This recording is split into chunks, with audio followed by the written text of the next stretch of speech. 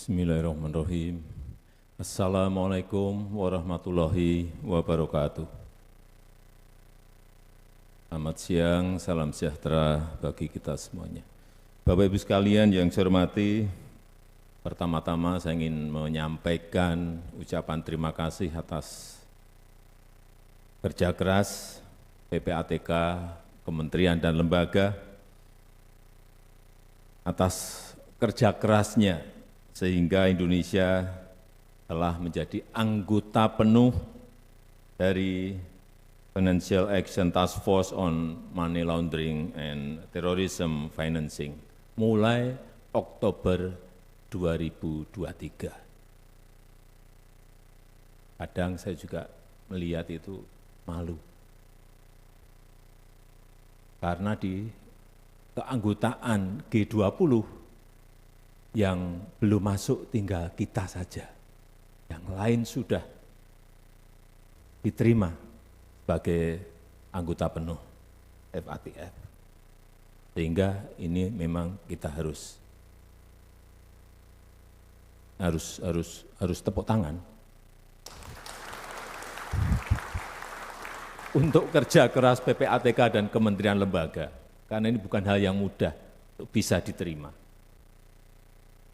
Karena ini merupakan pengakuan dunia internasional atas efektivitas regulasi kita, atas efektivitas koordinasi kita, atas efektivitas implementasi di lapangan terhadap anti pencucian uang, dan juga pendanaan terorisme di negara kita Indonesia.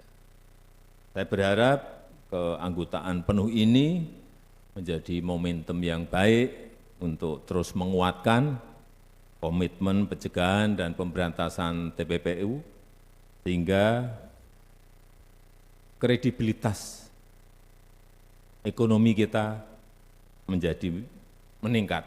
Kemudian juga persepsi mengenai sistem keuangan kita juga semakin baik, semakin positif. Ini penting sekali. Dan akhirnya ini akan mendorong berbondong-bondongnya investasi untuk masuk ke negara kita Indonesia. Reputasi itu penting, penilaian dunia internasional itu penting. Hadirin yang saya hormati, penanganan TPPU harus komprehensif dilakukan.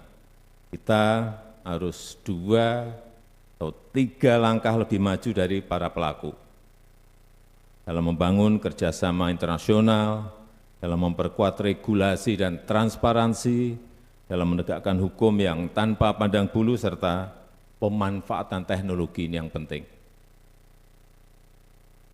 Pola baru berbasis teknologi dalam TPPU perlu terus kita waspadai, seperti cryptocurrency, aset virtual, NFT, kemudian aktivitas lokal pasar, elektronik money, AI yang digunakan untuk otomasi transaksi dan lain-lain.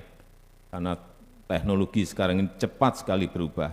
Bahkan data Crypto Crime Report menemukan ada indikasi pencucian uang melalui aset kripto ini sebesar 8,6 miliar US dollar di tahun 2022. Ini setara dengan 139 triliun rupiah secara global.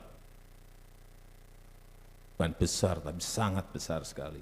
Ini artinya pelaku TPPU terus-menerus mencari cara-cara baru.